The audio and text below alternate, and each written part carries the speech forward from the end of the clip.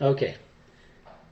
Okay, so Till Sunday is basically a site for teachers for interactive language learning, and I created this the Till community, which is a Google Plus community that I created about a month ago, and I've included the link here. You may or may not be able to access this link. In fact, I think you can if you click on it, and you should be able to copy and paste this link. But basically, we have periodic hangouts where we discuss different topics related to language teaching and learning. And the idea behind these hangouts is really to be less presentational and more of a dialogue amongst language educators about different experiences and opinions over different topics that, again, relate to language teaching and learning. So today we're going to talk a little bit about e-portfolios, and I created just a few slides here. But ideally, I'd like to kind of generate a discussion about some of your experiences and opinions behind e-portfolios, either as an educator, your own experience, and your own, maybe perhaps your own professional development endeavors behind using e-portfolio, and or perhaps your experiences with using e-portfolios with your own students. Now, the first slide, I'm going to go ahead and advance to slide number 2, so you'll have to yourself go to the second slide, since I'm not able to be able to change the slide for you. So I'm now in the second slide where it has a list of e-portfolio references or resources, and I'm not going to go into all these different websites, but here are some different sources that you might find useful if you are interested in creating an e-portfolio. And there's quite a few of them here, and you may be familiar with some of these, but I'd like to just wanted to include this as a reference, and I got this list from ABLE, the Association for Authentic, Experiential, and Evidence-Based Learning.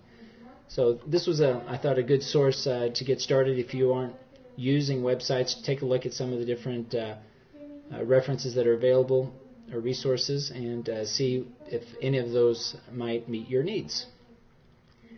Now, when we look at ePortfolios, some of the questions here I'd like to pose here and perhaps maybe get some of your thoughts and opinions.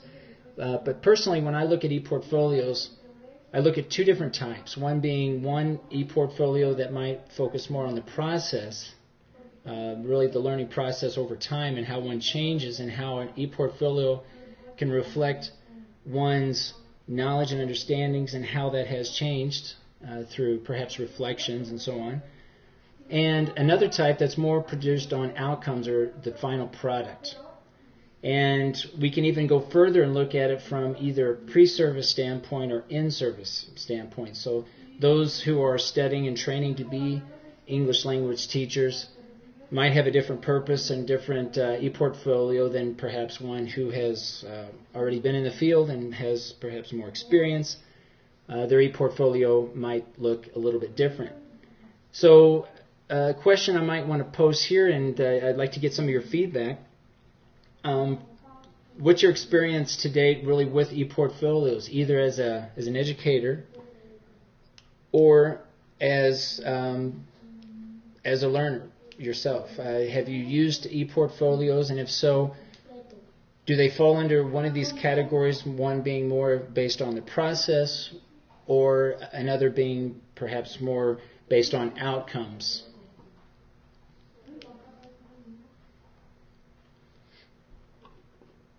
So if you'd like to unmute your mic and jump in, feel free to do that.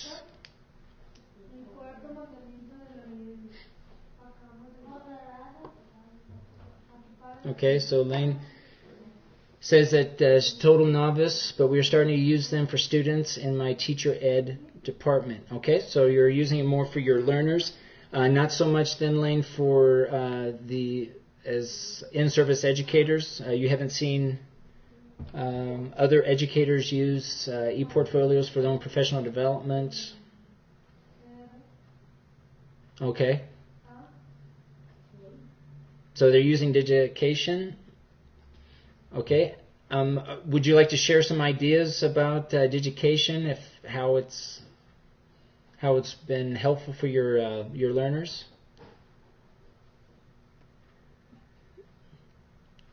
Okay, anyone else have any suggestions, thoughts, or would like to share some experiences with the portfolio as far as being for their own learners or for their own professional development?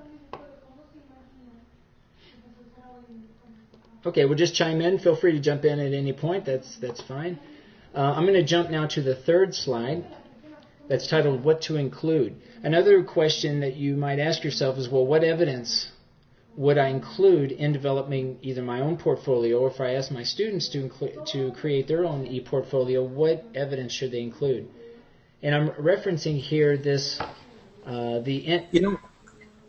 would like to kind of interject, because many people, I think, are used to like Illuminate or Blackboard, and only the moderator is able to speak. But remember, this is a Hangout, and it's a democratization, so you can talk whenever and when your voice, so if you'd like, I'm not sure if people would prefer to text or in the chat, but it's just the point of Hangouts.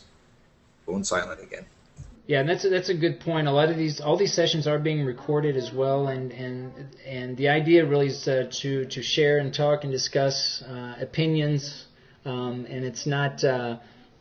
I don't consider myself an expert here talking about e-portfolios. It's really more me trying to generate a discussion. So again, feel free to jump in at any time if you want to just interject something, or if you agree or disagree with anything that I'm proposing here, or want to share any opinions. So the more participation, the better. Okay, so when you look at what to include in an e-portfolio, I was looking through the INTASC model core teaching standards, and they have a list of 10 different standards that I think work quite well when reflecting on what to include in an e-portfolio. How many of you are familiar with the INTASC model core teaching standards? You can just type a yes in the chat box if you'd like, or if you want to make any comments.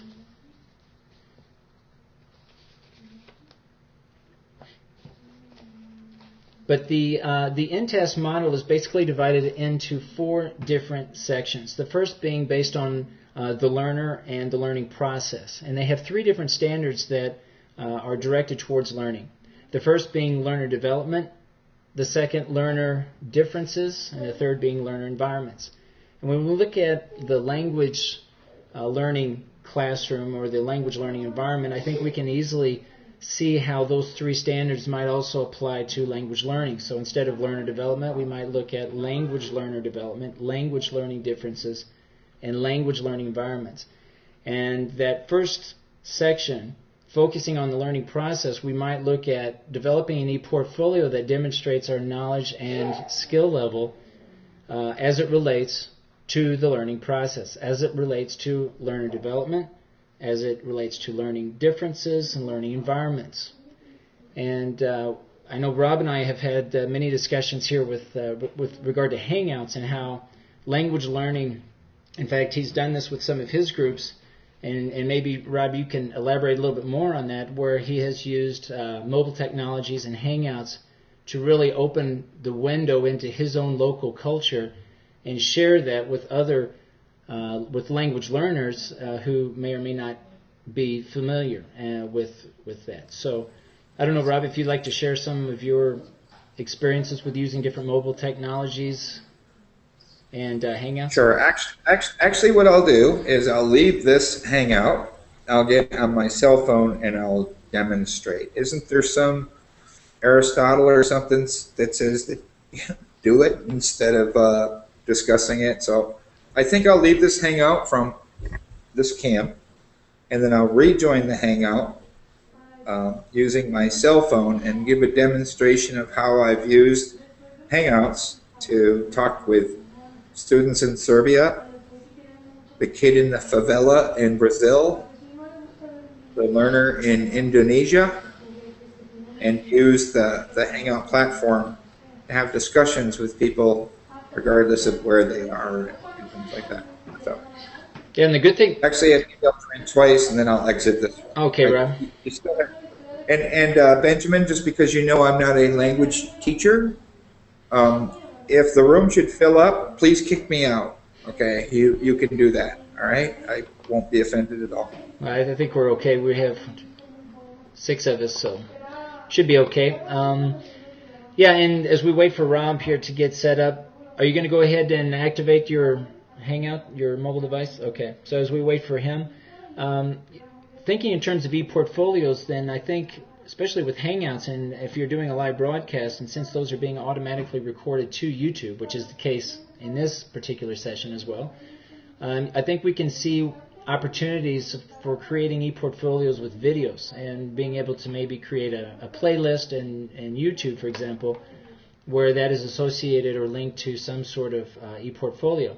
And as I've mentioned in the second slide, although there are many websites that are dedicated towards e-portfolio, I think we can also kind of look at an e-portfolio from really across the web and finding those technologies that link those online spaces in a way that is, that can be reflected in maybe a more global or holistic type of e-portfolio across the web. But I think that videos, I think, would offer a very good type of artifact that might be included in e-portfolio. Has anyone used videos in either their own e-portfolio or e-portfolios that their students are developing? Whether it's YouTube or some other website, Blip TV, or has anyone had experience with using, or does anyone see an opportunity, agree or disagree with the use of videos and including those in e-portfolios?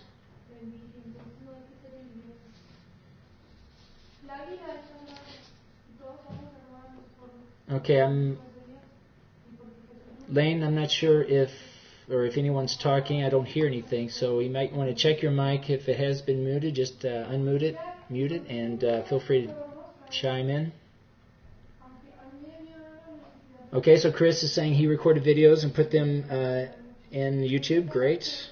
And Chris, are those videos made public? Can you hear me? Or yes, Lane. I'm sorry. Were you hearing me before? I think my connection is giving me messages. You just gave me a wonderful idea, because in my linguistic course, it's a flipped classroom, and they watch my video lectures, my interactive lectures, and then in class we do activities. But at the end of the course, they make their own video based on one language that they analyze. They pick a language, and they talk about how English language learners would, from that language background, how they would, what difficulties or they might have with English and how the two languages relate, and they make a video. And it never occurred to me to mention to them to put that video in their e-portfolio. So I think that's a great idea. That would be a perfect artifact. We keep thinking of our as documents. So thank you for that. And as you mentioned that, I think another question I have too is, or one thing that we have to reflect on as educators, if we're going to have our language learners develop their own portfolio, is who decides what goes into the portfolio? Do the students decide, or does the teacher decide, or is that a negotiation between the two? But I think it's worth reflecting on beforehand. If you are going to ask your students to develop an e-portfolio, what's the process in really deciding on what artifacts actually or ultimately get included in those e-portfolios? For me personally, I look at e-portfolios as really a way of kind of demonstrating or showing your digital presence, basically. And so I think, at least in my case, I know that I spend a lot of time with my learners, making sure that they realize that whatever they do online is really their own, it adds to their own personal digital identity or their digital footprint. And they have to be very conscious of that, whatever they do, so that they don't ultimately publish something or do something online that perhaps might hurt them down the road. Okay, Rob, you all set up there? Yeah, and I just saw that note. Vance, you just need to go up that little gear box up there and change your settings, I believe, to get your video going again. But what I'm going to demonstrate now is that this is my Android phone, Samsung S3. And so I went to these posts, or where I'm at, and I'm going to join this community mobily. And I know you can't see this well, but it comes up with the Hangout option. And then it says it's a public, so I have to agree that this is going to be live on the air. And then I press the Hangout. Oh, proceed. Sorry. And you'll see that I'm joining in a second here. And then I have to go silent. Okay, because you could hear me from 2 places. And this is the other me.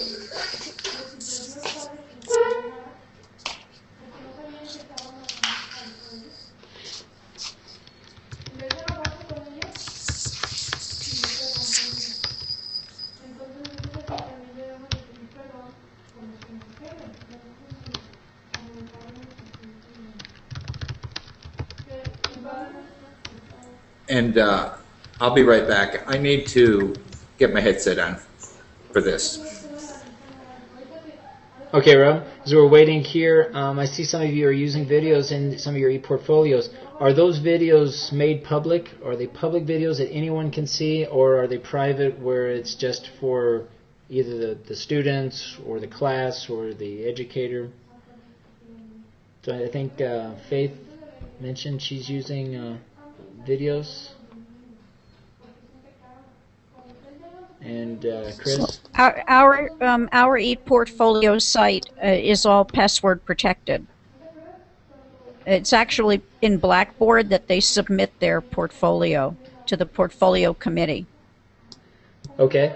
So yeah, then they're really, I see kind of two different approaches then. You might, I guess one question I would have is, at any point, is it advantageous for learners to have public ePortfolios? That is, if they are then later I'm assuming, I'm not sure exactly your context, Lane, but for example, in my case, I teach at a BA program at the university here in Mexico, in Aguascalientes, Mexico.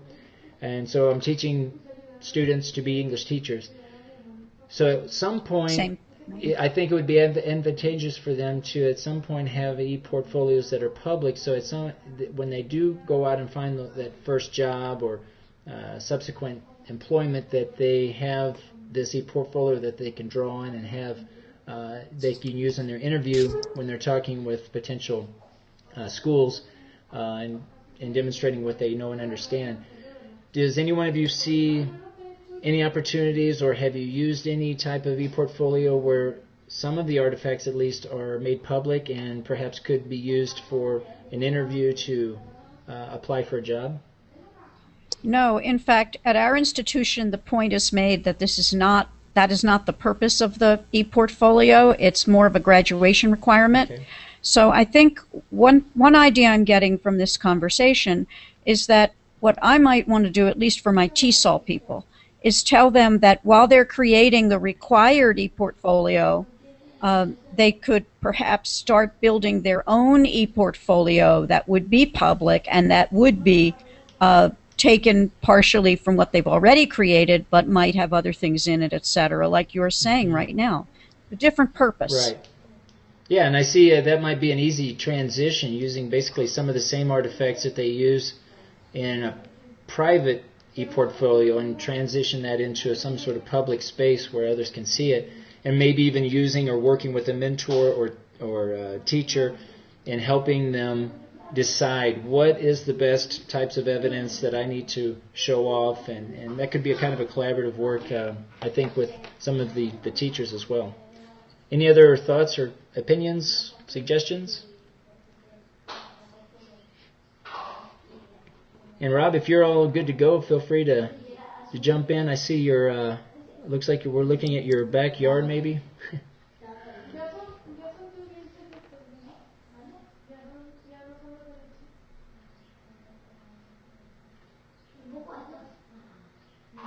Sorry, I was muted. Yeah, so this is my demo area. Not a very good, pretty backyard, but anyway, it says that I can have conversations with people, and they can also. I mean, this is citizen journalism opportunities.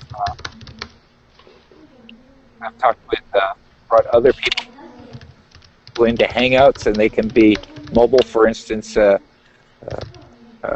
person from Venezuela is interested in the same topic that I'm teaching, global logistics, and so when our classroom hangs out and we're working synchronously, then she can join us from Venezuela to speak to the same topics and give her perspectives on things. Off topic, sorry, but just the demo of how you might become mobile and maybe think of different ways to use this. I don't think you can do this on Illuminate. Maybe you can. Great. Thanks, Ram, for sharing that. I think Chris mentioned display e-portfolios. Chris, I'm not sure if you have a mic today or if you'd like to maybe discuss a little bit more in detail about your thoughts about those types of e-portfolios.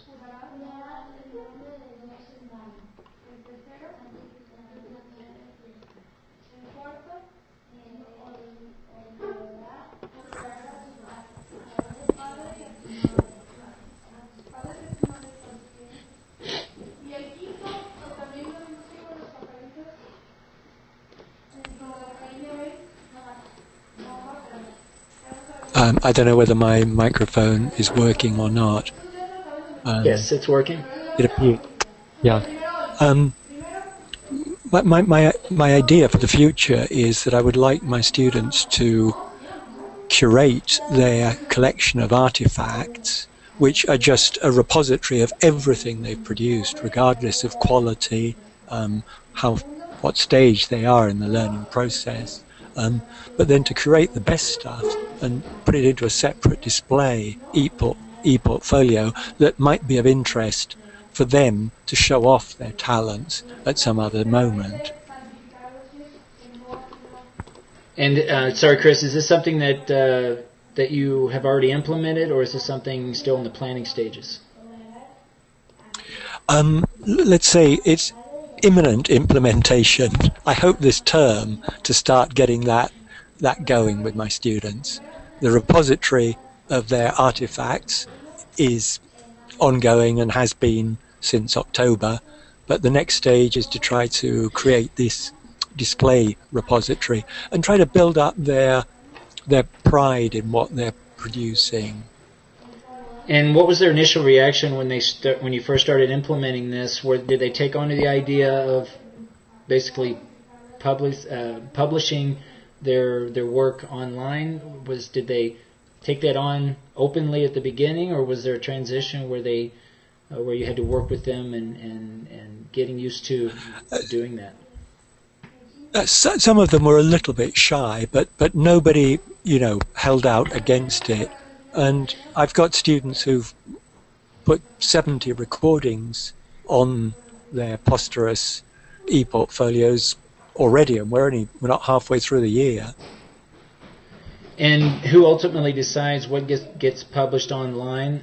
Do the students decide that, or do they work with educators to make that decision? It's online, but nobody's looking at it. I'm not publicizing their portfolios. I'm listening to their portfolios, or some of them, part of them, but I'm not encouraging other people to listen to them. It's just a personal portfolio. It's convenient that it's public because then it's easy for me to access it. Okay, great. Well, thanks for sharing that. That sounds interesting. Anyone else want to share or add to that?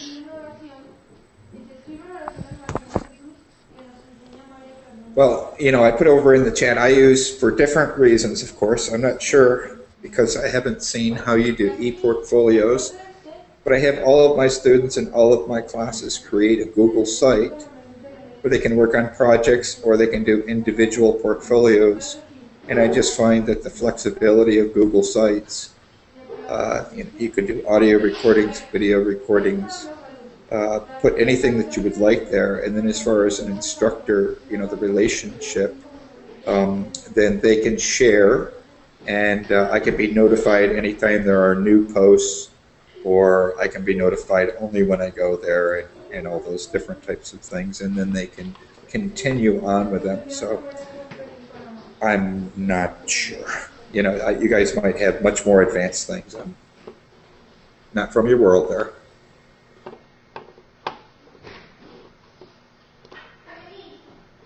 Okay, great. Anyone else want to add to that? Okay, I'm going to go ahead and advance. I want to talk about more specifically different types of artifacts that might be included. I'm now on slide number 5. If you want to advance on the left-hand side of your screen to the 5th slide entitled Artifacts. And these are some more specific examples of different types of artifacts that might be included in a portfolio. And as we look at the list here, and these are just some of many examples that could be included, are any of these common with your experience with ePortfolios? Are any of these artifacts something that you ask your students to include, or are there others artifacts that perhaps aren't included in this list, or that should be included? So we have different action research projects, so if anyone has participated in that, they might include that in a portfolio. Article summaries, critiques, assessments, awards, case studies, class management, and so on. If you can't see the slides, if you go on the left-hand side of your screen, Vance, should be the 5th icon from the top. There is a Google Drive icon, and if you click on that, you should be able to toggle back and forth between the presentation and your video.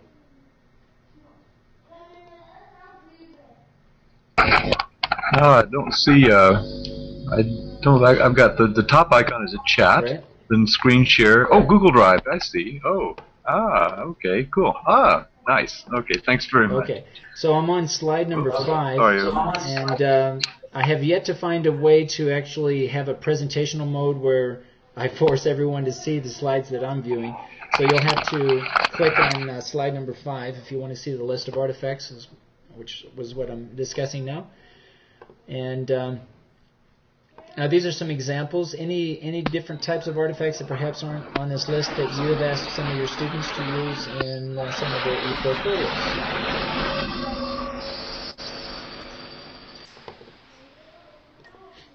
It seems like most of us are using ePortfolios for our students. I'm curious if any of you see a value in creating ePortfolio for yourself as in-service educators. Is there a benefit for maintaining an ePortfolio for you?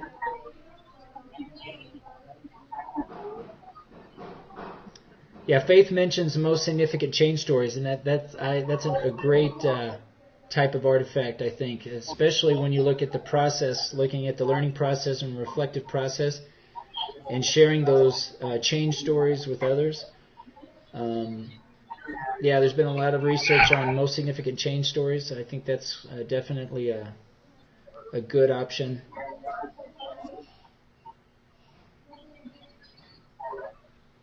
I think one thing too that I would add, and this kind of relates to one of the types of artifacts that's listed here, titled Gold Statements. I think one might be educational philosophy. I'm not sure if any of you have worked on your own particular educational philosophy, or have asked maybe some of your learners if they're training to be teachers, if you've asked them to create their own educational philosophy. But I think that might be another type of artifact that might be useful in creating public ePortfolio, especially if you're looking, or if your students are preparing for an interview, trying to get a job. That might be a type of artifact that might be helpful. Any other types of artifacts that aren't listed here? There's many different types of artifacts. One thing I would like to recommend, and I'm just going to do this very quickly, and this is a book that I use or have used. I'm going to do a screen share just so I can... Actually, no, I'm not going to do that. Sorry. I'm going to close... In fact, I'm going to hold this up to the video, so you may have to close your Google Drive just briefly to see this book. But this is a book called How to Develop a Professional Portfolio. So hopefully you can see that. This is a very good book. It's not, it's very concise, but very practical book in developing a portfolio. Not just an e-portfolio, but any type of portfolio. So I'd recommend this book if you haven't picked it up. It's a very good book.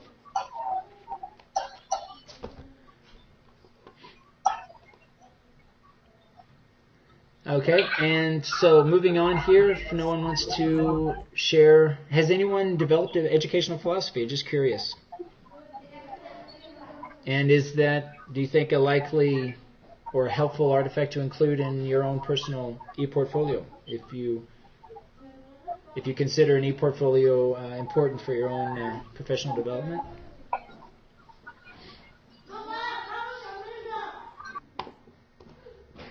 Okay, guys.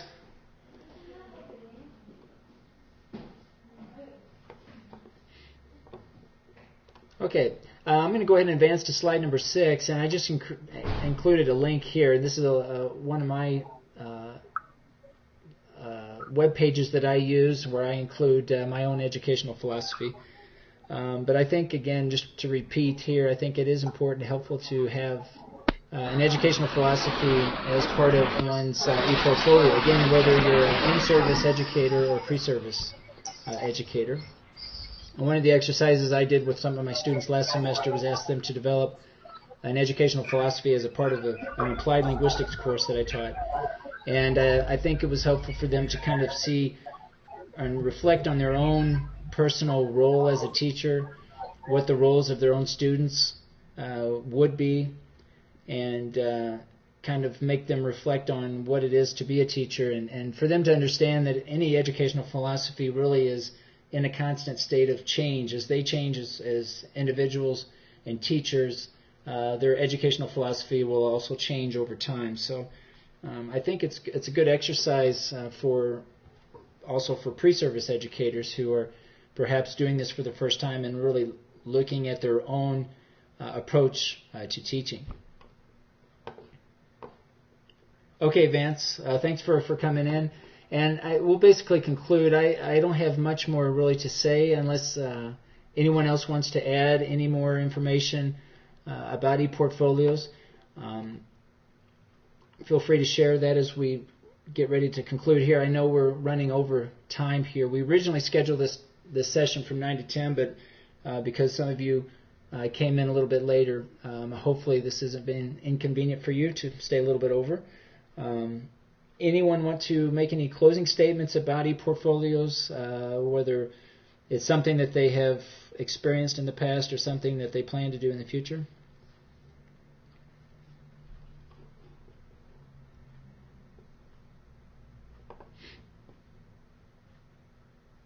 And as we're waiting, feel free to just jump in if anyone wants to make any closing statements. Meanwhile, I'm going to screen share and just show everyone the community, the TIL community that we are part of, in case anyone would like to either just check it out or join. Along the side, Chris had asked if I could record for these e-portfolios from my cell phone, which I did, and then posted to Dropbox. And then if it were, then I would just put the link on a Google site to use that as a portfolio. Okay, great. This is the link. I'll share this also in the chat box. But this is the Google Plus community where we share different ideas here online. And we also schedule events for the Hangouts. So if you want to participate in the next Hangout, feel free to check out the community and click on events, and you can see any upcoming events that are happening. So I'll go ahead and change or include this link here in the chat. If you haven't already done so, you have to click again on the Google Drive to get on the same page as Benjamin. Okay. Any other closing statements here before we sign off? I'd like to thank everyone for joining. And again, it would be great to have you all for the next session. We'll probably schedule one for next weekend, but you can check in the events in the Google Plus community and see when we're going to be scheduling our next live event. 1 minute. 1 minute.